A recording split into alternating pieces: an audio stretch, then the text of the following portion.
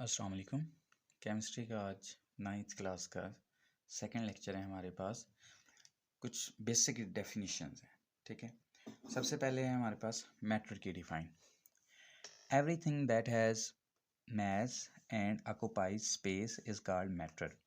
हर वो चीज़ जिसका मैस है, मास रखती है, वो वज़न रखती है, एंड ऑक्यूपाइज स्पेस, और वो जगह भी घेरती है, उसे हम क्या कहते हैं? मैटर। फॉर एग्जांपल हमारे पास हमारे इर्द गिर्द जितनी भी चीज़ें हैं वो मैटर आपको नज़र आएंगी। हमारी बॉडी बजाते खुद मैटर है, ठीक है। टेबल, चेयर, पेंसिल, एयर, हत्ता कि हवा भी जो क्या है वो भी मैटर है, ठीक है। हवा का भी प्रॉपर वज़न होता है। फॉर एग्जांपल हम सिलेंडर जो है वो फिल करवाते हैं तो उसके अंदर भी हवा ही है और वो प्रॉपर जगह भी घेर रही होती है, ठीक है।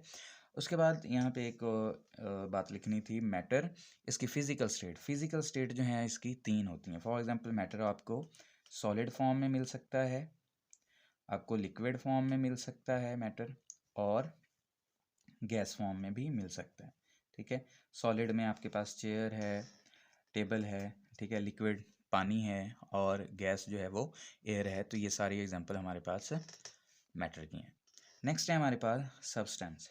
सब्सटेंस क्या होता है? A piece of matter in pure form.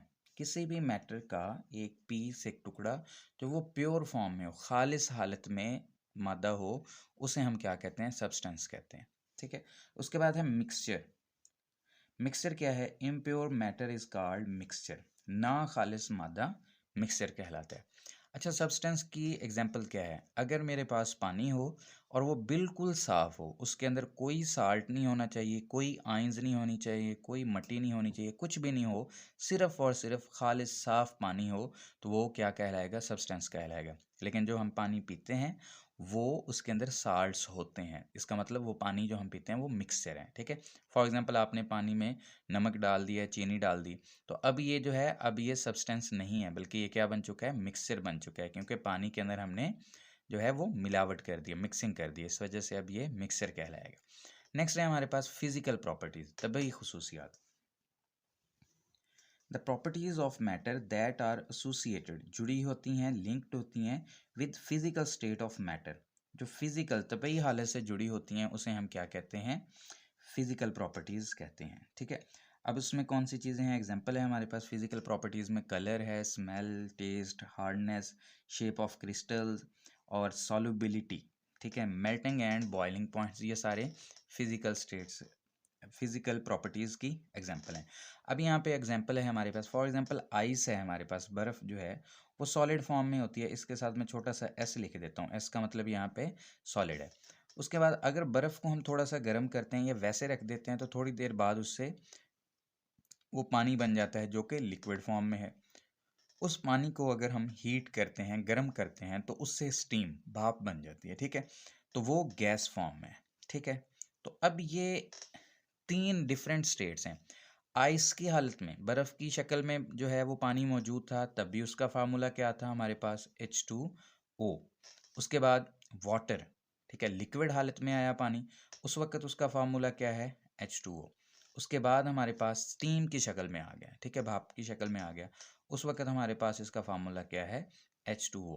पानी वही है, उसकी केमिकल कंपोजिशन वही है, ठीक है, लेकिन उसकी तबई हालत चेंज है। एक जगह पे वो सॉलिड शक्ल में है, एक जगह पे वो माया शक्ल में है, लिक्विड में है, और एक जगह पे वो स्टीम, गैस या भाप जिसे हम कह रहे हैं उस शक्ल में है। तो ये शक्ल जो है वो उसने सिर्फ चेंज की है। तो ये जो शक्ल का चेंज होना है वो उसकी फिजिकल प्रॉपर्टीज़ हैं। नेक्स्ट है हमारे पास chemical properties. The properties of matter which depend upon the composition of substance are called chemical property। वो प्रॉपर्टीज़ जो चीज़ के, मैटर के केमिकल कंपोजिशन पे डिपेंड करती है वो उसकी केमिकल प्रॉपर्टीज़ कहलाती हैं, ठीक है। फॉर एग्जांपल अगर किसी चीज़ को हम, यहाँ पे हमारे पास वाटर है, वाटर हमारे पास लिक्विड फॉर्म में है, ठीक है, उसका फार्मूला है H2O।